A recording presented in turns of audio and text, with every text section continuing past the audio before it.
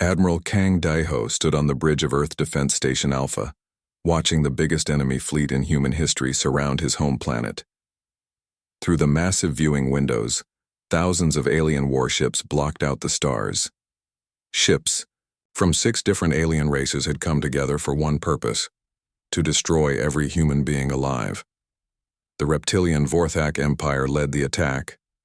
Their dark green ships looked like giant snakes in space, covered with weapons that could melt entire cities. Next to them floated the crystal ships of the Nexari, beautiful but deadly, each one glowing with strange purple light. The bug-like Zephyrian vessels buzzed around the larger ships like angry wasps, their metal bodies covered in spikes and claws.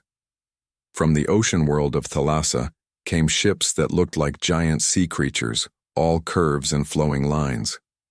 The luminal ships were harder to see, beings made of pure energy who built vessels from light itself. Most frightening were the machines of the Corvus Collective, perfect metal spheres that showed no emotion, no mercy, only cold calculation. "Sir, Captain Park Ji-woo is returning," said Lieutenant Kim Sora from her station. Her voice was calm, but Dae-ho could see the worry in her eyes. The young tactical officer had been watching the enemy numbers grow for hours, and the math was not good for Earth. On the main screen, the Earth Defense Force cruiser, Soul's Pride, limped toward the station. Smoke poured from holes in its hull and several weapon ports had been completely destroyed. Captain Park Ji-woo's reconnaissance mission had found more bad news. There were even more enemy ships hiding behind the Moon and Mars. "Put him through," Dae-ho ordered. Park Ji-woo appeared on screen, his uniform torn and his face covered with soot. "Admiral, it's worse than we thought. They have reserve fleets positioned at every jump point. No one gets in or out of this system. How many ships do we have left?" Dae-ho asked, though he already knew the answer would be terrible. 12 cruisers, maybe 30 smaller ships. Most of our people are dead, sir. Park Ji-woo's voice was steady, but his eyes showed the pain of losing so many friends. "The civilian evacuation ships are trapped near Jupiter. They can't run, and we can't protect them." Dae-ho closed his eyes for a moment. Earth's mighty fleet, built over 200 years, was gone, destroyed in 3 days of fighting against enemies who had better weapons, better shields, and more ships than humans could count. Ensign Lee Baum looked up from her sensor station. "Admiral, the aliens are sending a message." "Put it on the main screen." Admiral Thexvar of the Vorthak Empire appeared, his reptilian features twisted in what might have been a smile. Behind him stood representatives of the other 5 races, all watching with cold satisfaction. "Humans," Thexvar hissed, his forked tongue flicking out between sharp teeth. "For too long, your species has been a danger to the galaxy. You expand too fast, fight too hard, and refuse to follow the natural order. Today, that ends." The alien commander gestured to the massive fleet surrounding Earth. "You have 6 hours to surrender completely. Every human must report to designated areas for processing. Any resistance will result in the complete destruction of your planet. We have weapons that can turn your world into cosmic dust." Dr. Yu Hansol, Earth's top expert on alien cultures, stepped forward. "Admiral Thexvar, surely we can negotiate. Humanity is willing to discuss terms." "There are no terms," the alien cut her off. "Surrender or die. You have 6 hours." The screen went black. Silence filled the bridge. Everyone knew what processing meant. The aliens would not make humans slaves. They would kill everyone. Men, women, children, everyone who carried human DNA would be eliminated. "Orders, sir?" Lieutenant Kim So-ra asked. Dae-ho straightened his shoulders. If Earth was going to die, they would die fighting. "Contact. All remaining ships, we make our stand here. Every civilian transport, every cargo hauler, anyone who can hold a weapon. We protect Earth until our last breath." "Sir, with respect," said Dr. Yu Hansol, "we have maybe 50 ships. They have thousands. This isn't courage, it's suicide." "Then, we die as humans," Dae-ho replied. "We don't kneel to anyone." For the next 5 hours, Earth's remaining defenders prepared for their final battle. Volunteers came forward from every ship, every station, every settlement. Old men who had never held weapons, teenagers barely out of school, engineers and doctors and teachers, all ready to fight for their home. Captain Park Ji-woo worked to repair the Soul's Pride as much as possible. His crew welded armor plates over the worst holes and jury-rigged their damaged weapons. They would fire until the guns melted or the ship broke apart. Lieutenant Kim So-ra studied the enemy formations, looking for any weakness they could use. The aliens were confident, maybe too confident. They had spread their ships wide around Earth, showing off their numbers instead of protecting their important vessels. 1 hour remaining, Ensign Lee Baum announced. That's when her sensors started screaming, "Admiral!" Lee Baum's voice was high with excitement and fear. "I'm detecting something, massive approaching from the outer system, moving at impossible speed." Dae-ho moved to her station. "Another alien fleet?" "No, sir. The signature is completely different. Whatever this is, it's big. Maybe 3 times larger than their biggest ships, and the power readings." She looked up with wide eyes. "Sir, it's putting out more energy than our entire planet." On the main screen, space itself seemed to bend and twist. Something huge was coming toward them, moving faster than anything had a right to move. The alien fleet noticed it too. Their perfect formations started to shift and spread out. Dr. Yu Han-sol stared at her instruments. The design patterns. "There's something familiar about this ship, something that reminds me of old Earth technology, but advanced beyond anything we could build." 30 minutes until deadline, someone called out. The unknown ship continued its approach, and for the first time since the siege began, Admiral Kang Dae-ho felt something other than despair. He didn't know what was coming, but maybe Earth's last hour wouldn't be as lonely as he had thought. In the darkness beyond Pluto, something that had waited 4 centuries was finally coming home. The unknown ship came out of the darkness like a ghost made real. Ensign Lee Baum pressed her face close to her sensor displays, trying to understand what she was seeing. The massive vessel was still too far away to see with normal eyes, but her instruments painted a picture that made no sense. "Admiral, the ship is... it's like nothing in our databases," Lee Baum said, her voice full of wonder and fear. "The hull seems to bend light around it. My sensors keep losing track of it, then finding it again in a slightly different place." Admiral Kang Dae-ho studied the readings over her shoulder. The ship was enormous, easily 3 times the size of the largest Vorthak dreadnought. Its energy output was beyond anything Earth had ever built or seen. If their sensors were right, this single vessel had more power than Earth's entire remaining fleet. "Dr. Yu, what do you make of this?" Dae-ho asked. Dr. Yu Han-sol frowned at her tablet, scrolling through ancient ship designs and historical records. "The basic shape, it's human. Not current human design, but something from our early space age. See these lines here?" She pointed to the sensor image. "They match design principles from the 22nd century. But that's impossible." Lieutenant Kim So-ra looked up from her tactical station. "The aliens are getting nervous. Look at their formation." On the main display, the alien fleet was starting to move. Ships that had been spread out in a confident siege formation were pulling closer together. The crystal ships of the Nexari were glowing brighter, and the Zephyrian bug ships were buzzing around their larger allies like insects sensing danger. Captain Park Ji-woo's voice came over the communication system from the Soul's Pride. "Earth, Control, are you seeing this? My weapons officer says the energy readings from that ship are off his instruments. Whatever it is, it could power a small star." The alien fleet had noticed the approaching ship too. Admiral Thexavar's ugly reptilian face appeared on their screens again, but this time he looked worried instead of confident. "Unknown vessel, identify yourself immediately," Thexavar hissed. "You are interfering with a lawful military operation. Change course or be destroyed." The mysterious ship did not answer with words. Instead, it did something that made everyone watching hold their breath. It stopped hiding. The vessel suddenly appeared clearly on all sensors, dropping whatever technology had been making it hard to detect. It was beautiful and terrible at the same time. sleek like a sword, but covered with weapon systems that looked like they could crack planets. Along its hull, small lights blinked in patterns that made Captain Park Ji-woo's heart skip. "Those are navigation lights," Park Ji-woo whispered over the communication channel. "Human navigation lights, standard, Earth pattern from the old colonial days." Dr. Yu Han-sol's tablet beeped as her search programs found a match. Her face went white as she read the results. "Admiral, I think I know what ship this is." "Explain." In 2157, Earth launched a colony ship called the New Horizon. It was our first attempt at deep space colonization, carrying 10,000 volunteers to establish a human settlement beyond our solar system. She paused, checking her data again.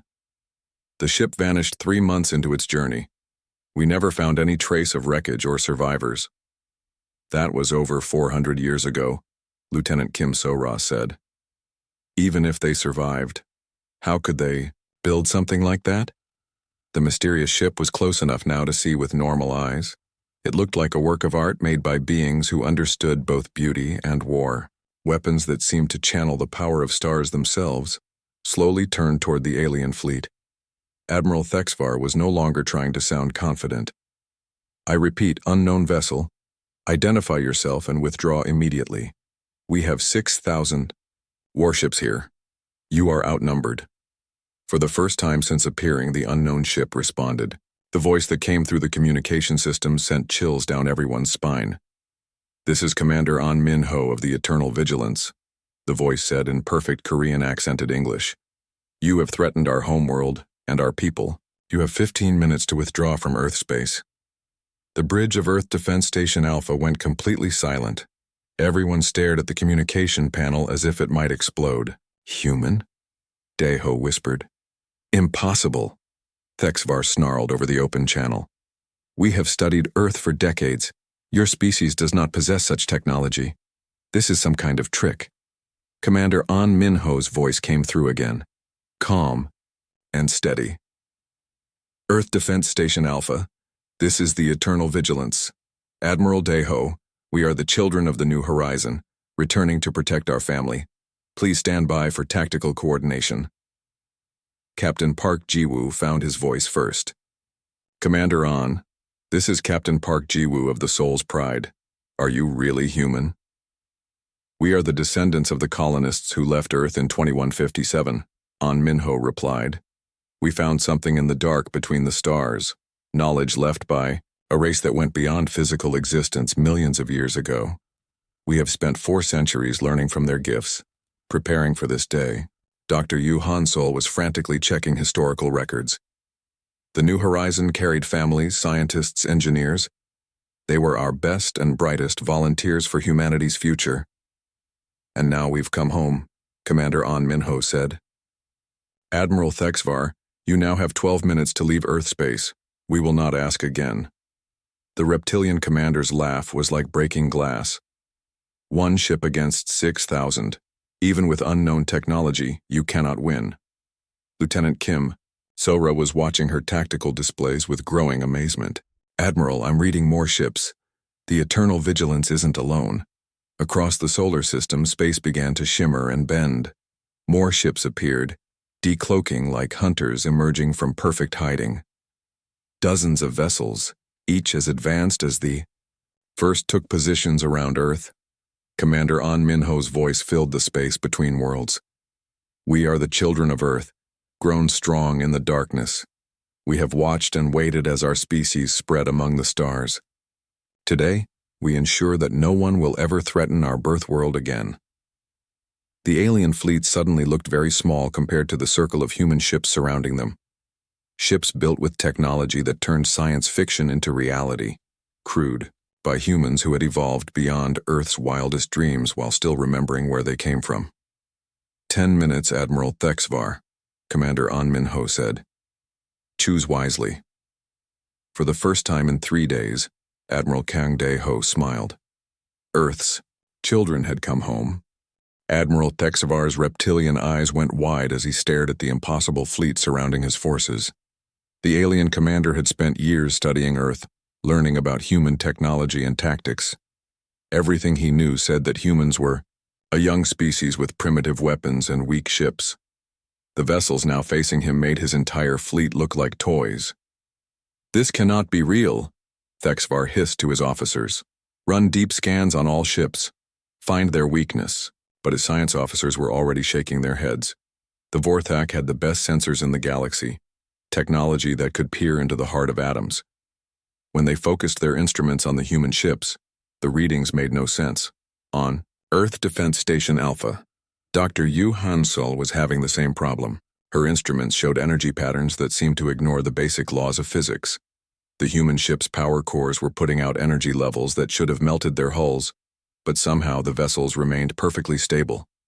"Commander An Minho," Admiral Daeho said over the communication channel, "can you explain what happened to the New Horizon? Our records show your colony ship disappeared without a trace." The voice from the Eternal Vigilance was warm, almost nostalgic. "We didn't disappear, Admiral. We found something wonderful and terrible in the deep space between systems. A derelict ship from a race called the Architects, beings who existed millions of years before any current species evolved." Lieutenant Kim So-ra looked up from her. "Tactical station. A ghost ship?" "More than that," Commander An Minho replied. "The Architects had evolved beyond physical form before they died. They left their knowledge locked in quantum storage systems that could only be accessed by species with the right genetic markers. Apparently, human DNA was close enough." Dr. Yu Hansol felt her heart racing. As Earth's leading expert on ancient aliens, she had spent her life looking for proof that advanced civilizations had existed before the current galactic community. "What kind of knowledge?" "Everything," came the simple answer. "How to manipulate matter at the quantum level. How to channel the energy of stars safely. How to build ships that exist partially outside normal space. How to extend human life by centuries while keeping our minds sharp and our hearts human." Captain Park Ji-woo's voice crackled over the communication system from the Soul's Pride. "Commander, how many of you are there? How many descendants of the New Horizon?" "Our population is now over 2 million, An Minho said. "We built a hidden civilization in the space between galaxies, waiting and watching. We've been monitoring Earth's development for 4 centuries, ready to return if our birth world was ever threatened." The alien fleet was starting to look nervous. Admiral Thexvar was shouting orders at his subordinates, demanding explanations that his scientists couldn't provide. The Nexari crystal ships were glowing brighter as they tried to analyze the human technology. The machine ships of the Corvus Collective were running calculation after calculation, their computers unable to predict the outcome of a battle against unknown weapons. 8 minutes remaining, Commander An Minho announced calmly.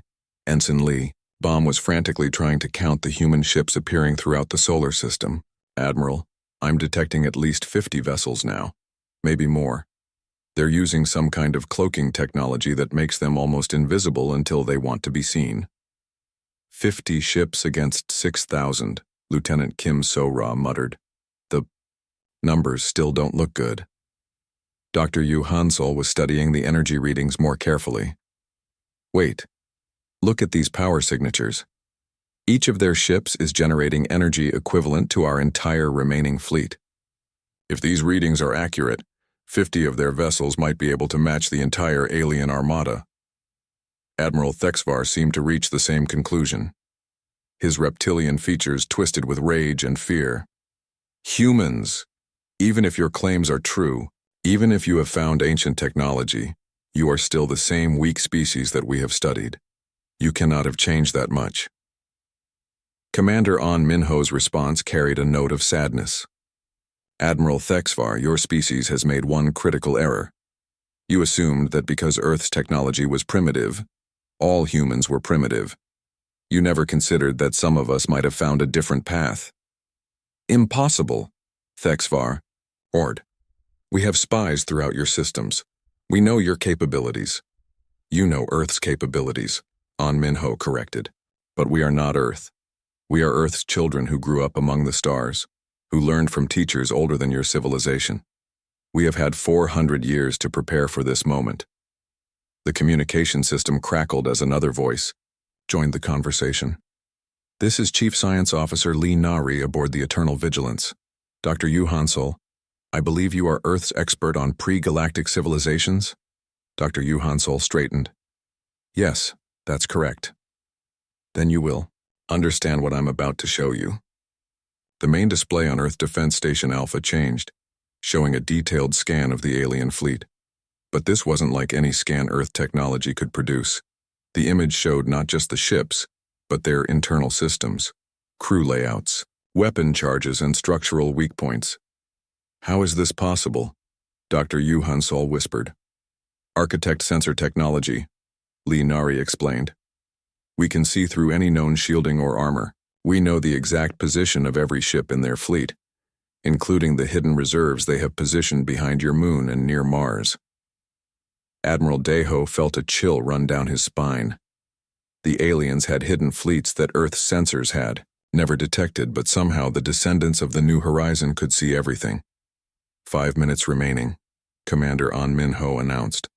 Admiral Thexavar was now screaming at his communication officers, demanding contact with the other alien. Commanders. The bug-like Zephyrians were buzzing frantically around their larger ships. The crystal beings of the Nexari were pulsing with colors that their human watchers had never seen before. Captain Park Jiwoo's voice was full of amazement. Commander, are you telling us that Earth's lost colony ship found the ruins of a civilization millions of years old and learned to use their technology? Not just learned to use it, An Minho replied. We improved on it. The architects were brilliant, but they thought like architects. We think like humans. We took their knowledge of energy and matter and combined it with human creativity, human stubbornness, and human love for our families. 3 minutes, came the calm announcement. The alien fleet was starting to break formation. Some ships were moving closer to their flagships, seeking protection. Others were turning toward the edge of the system, ready to run if the situation became hopeless. Dr. Yu Hansol looked at Admiral Deho with wonder in her eyes. Sir, I think we're about to witness the most important moment in human history. Why? Deho asked. Because for the first time, humanity is about to show the galaxy what we're really capable of. Admiral Thexvar made his choice with 30 seconds remaining on the deadline. The reptilian commander's pride would not let him retreat from what he still believed were primitive humans, no matter what technology they claimed to possess. All ships open fire! Thexvar roared across the alien communication networks. Destroy the unknown vessels. Show these humans what real power looks like. The response was immediate and overwhelming. 6,000 alien warships fired at once, their weapons lighting up space like an artificial sun, plasma beams that could melt mountains, quantum torpedoes that could crack asteroids, and energy weapons that twisted space itself, all focused on the mysterious human fleet. The attack was beautiful and terrible, enough firepower to destroy entire star systems concentrated into a few seconds of pure destruction. Every person watching expected the human ships to be vaporized instantly. Instead, something impossible happened.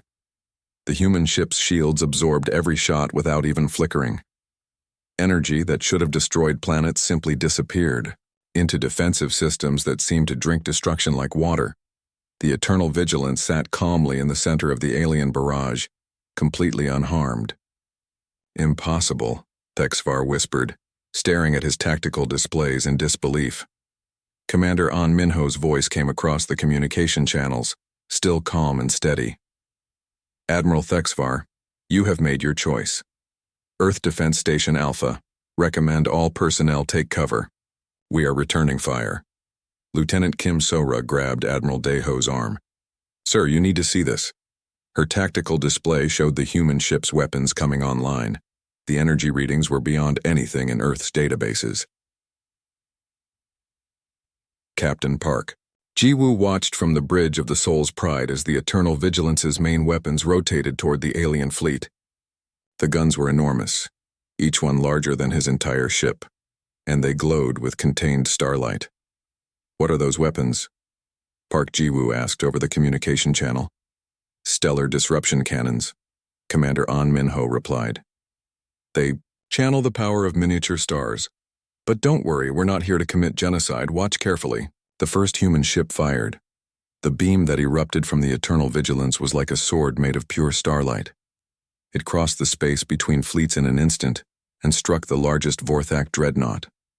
But instead of destroying the ship completely, the weapon surgically removed every weapon system and engine while leaving the crew compartments untouched. The massive alien warship went dark and began drifting helplessly, its weapons gone but its crew still alive. Precision targeting, Chief Science Officer Lee Nari explained over the communication system. We can remove specific systems from enemy ships without harming the people inside. It's more difficult than simply destroying everything, but we prefer to disable rather than kill. More human ships opened fire. Each shot was perfectly calculated, targeting weapons and engines but avoiding crew quarters. Alien vessels that had been threatening Earth moments before became floating hulks, powerless but with their crews still breathing. Dr. Yu Hansol watched in amazement as the descendants of the New Horizon demonstrated technology that seemed like magic. "They're fighting with mercy," she whispered. "They could destroy the entire fleet, but they're choosing to spare lives." The alien formation began to fall apart. Ships that had fought together for years were suddenly helpless, their weapons removed by surgical strikes from human vessels. The crystal ships of the Nexari were the first to try retreating, their collective consciousness calculating that survival was more important than victory. Admiral Thexivar was screaming orders that no one could follow. Half his fleet was disabled, and the other half was trying to run. The bug-like Zephyrian ships were buzzing in panic, their simple minds unable to process what was happening. But the human ships weren't finished demonstrating their capabilities. From launch bays along their hulls came swarms of small fighters, moving like living things through space. Each fighter was barely larger than a person, but Ensign Lee Bomb's sensors showed that everyone carried enough firepower to threaten a cruiser. "Autonomous fighters," Commander An Minho explained. "They think for themselves and work together like a flock of birds. Each one has artificial intelligence based on human neural patterns." The tiny fighters swarmed through the alien fleet, their movements too fast and unpredictable for the alien weapons to track. They danced between plasma beams and quantum torpedoes, striking with precision that made Earth's best pilots look clumsy. "Captain," Park Ji-woo tried to follow their movements but gave up quickly. "They're flying like they're alive," he said in wonder. "In a way they are," Lee Nari replied. "We gave them human creativity and human protective instincts. They fight to defend their family, just like we do." The battle was turning into a complete alien ships that had seemed invincible were being disabled one by one, their crews helpless as their vessels became floating metal coffins. The machine ships of the Corvus Collective tried to analyze the human tactics, but their computers couldn't process strategies that combined advanced technology with human intuition. Admiral Thexivar's flagship was one of the last ships still capable of fighting. The reptilian commander watched his fleet being systematically destroyed and finally understood the true horror of his situation. These humans weren't just more advanced, they were playing by completely different rules.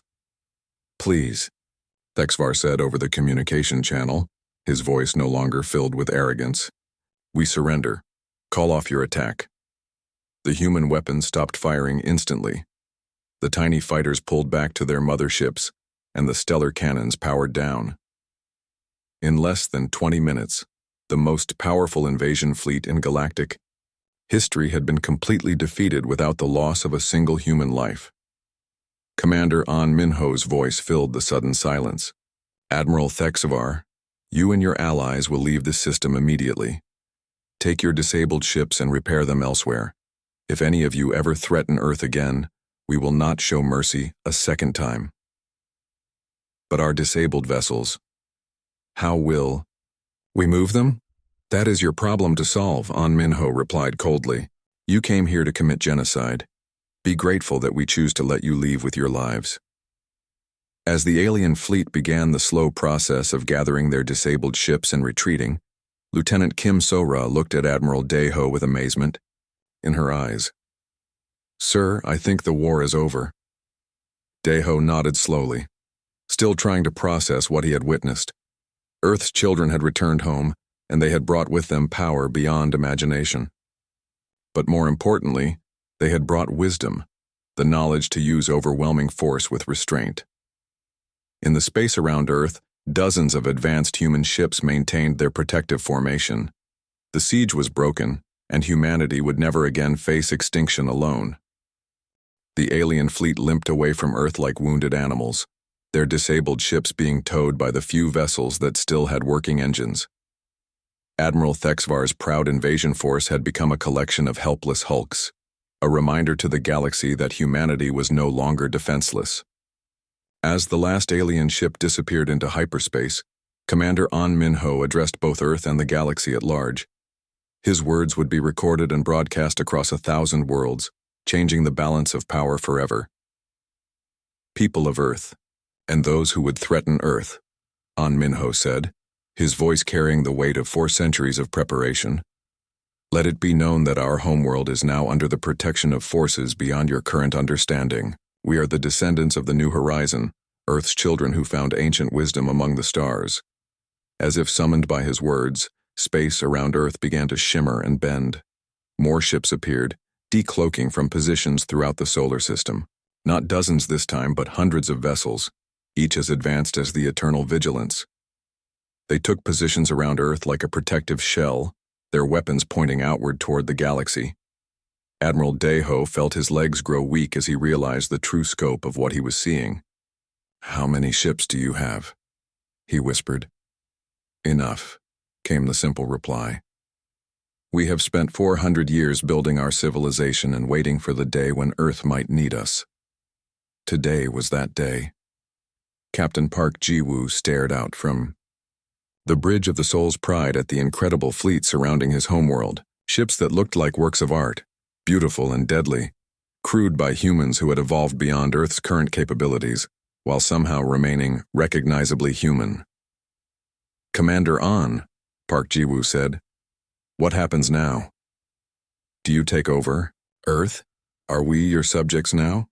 The laugh that came over the communication system was warm and very human. "Captain, we didn't come here to conquer. We came here to protect. Earth is still Earth and humans are still human. We're just older siblings who learned some new tricks while we were away from home." Dr. Yu Hansol found herself invited aboard the Eternal Vigilance to witness the wonders that humanity had achieved.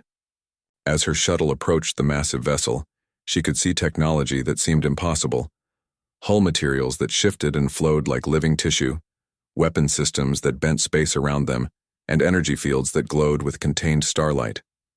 The shuttle bay was larger than many space stations, filled with vehicles that moved without visible engines and maintenance robots that looked more like metal pets than machines. Everything was clean and beautiful, designed by people who had learned that advanced technology didn't have to be ugly or cold. Chief Science Officer Lee Nari met Dr. Yu Hansol at the airlock. She was clearly human, but her eyes held depths that spoke of centuries of accumulated knowledge. Her smile, however, was as warm as any Earthborn human's. "Dr. Yu, welcome aboard," Lee Nari said. "I know you have many questions about what we've become and how we achieved it." As they walked through corridors that seemed to glow with their own inner light, Lee Nari explained the miracles that the descendants of the New Horizon had mastered. Medical bays that could heal any injury and extend human life by centuries. Matter compilers that could create anything needed from basic elements. Quantum computers that could predict the behavior of entire star systems. "But the most important thing we learned," Lee Nari said as they entered an observation deck overlooking Earth, "is that all the advanced technology in the universe means nothing if you lose your humanity. We are still the same species that left Earth in 2157, just with better tools." Meanwhile, Admiral Deho received a formal invitation to meet with Commander An Minho. The shuttle that came for him was small, but moved with impossible grace, crossing the distance between the space station and the Eternal Vigilance in minutes. The meeting took place in a conference room that seemed to exist partially outside normal space. The walls showed views of distant galaxies and nebulae that shifted and changed like living paintings. Commander An Minho was a man in his apparent 30s, though his eyes suggested he had lived far longer than any normal human lifespan. "Admiral Deho," An Minho said, "we have an offer to make to Earth. We can share our technology, our knowledge, and our protection. In return, we ask only that humanity uses this power responsibly." "What do you mean by responsibly?" Daeho asked. "We mean that Earth must decide what kind of neighbor it wants to be to the galaxy," An Minho replied. "The galaxy is full of species, some peaceful, some aggressive, some simply trying to survive. With our technology, Earth could become a conqueror, ruling over other worlds through superior firepower." An Minho gestured to the view of Earth through the conference room windows. "Or Earth could become something better, a protector of peaceful species, a guardian against those who would commit genocide, a force for stability in a chaotic universe." Admiral Daeho considered the choice carefully. Earth had just been saved from extinction by humans who had chosen mercy over vengeance, protection over conquest. The example was clear. "We choose to be protectors," Daeho said firmly. "Like you." An Minho smiled, and for a moment he looked like the young colonial volunteer his ancestor might have been 4 centuries ago. "Then welcome to the greater human family, Admiral. Earth will never stand alone again." News of Earth's salvation spread across the galaxy faster than light itself. Species that had planned to attack humanity after watching the Vorthak invasion began sending diplomatic envoys instead. The message was clear. Earth was no longer a weak target, but a power to be respected. On worlds throughout the galaxy, alien leaders watched recordings of the battle and reconsidered their plans. The humans had shown both overwhelming technological superiority and remarkable restraint. They could have destroyed the invasion fleet completely, but chose to spare lives even while defending their homeworld. Lieutenant Kim So-ra was promoted to commander and given charge of coordinating between Earth's defense forces and the advanced human fleet. Her first task was to learn new tactical doctrines from people who fought with weapons that could reshape reality itself. Captain Park Ji-woo found his damaged soul's pride being repaired by technology that could rebuild matter at the atomic level. In hours, his ship was better than new, upgraded with defensive systems and weapons that made it more powerful than the alien dreadnoughts that had threatened Earth. Dr. Yu Han-sol was given access to historical records that covered millions of years of galactic history. She learned that the architects were only the most recent of several species that had transcended physical existence, leaving behind knowledge for those who came after. As the weeks passed, more of humanity's lost children returned home. Ships arrived from hidden bases scattered across the galaxy, carrying families and scholars and engineers who had spent centuries preparing for Earth's protection. They brought gifts of knowledge and technology, but more importantly, they brought hope. The galaxy had learned that humanity was not alone, not weak, and not to be threatened. Earth's children had grown strong among the stars, and they had come home to ensure that their birth world would never again face extinction. From the bridge of the Eternal Vigilance, Commander An Minho watched Earth turning slowly in space, blue and white and beautiful. After 400 years of exile among the stars, the children of the New Horizon were finally home, and they intended to stay.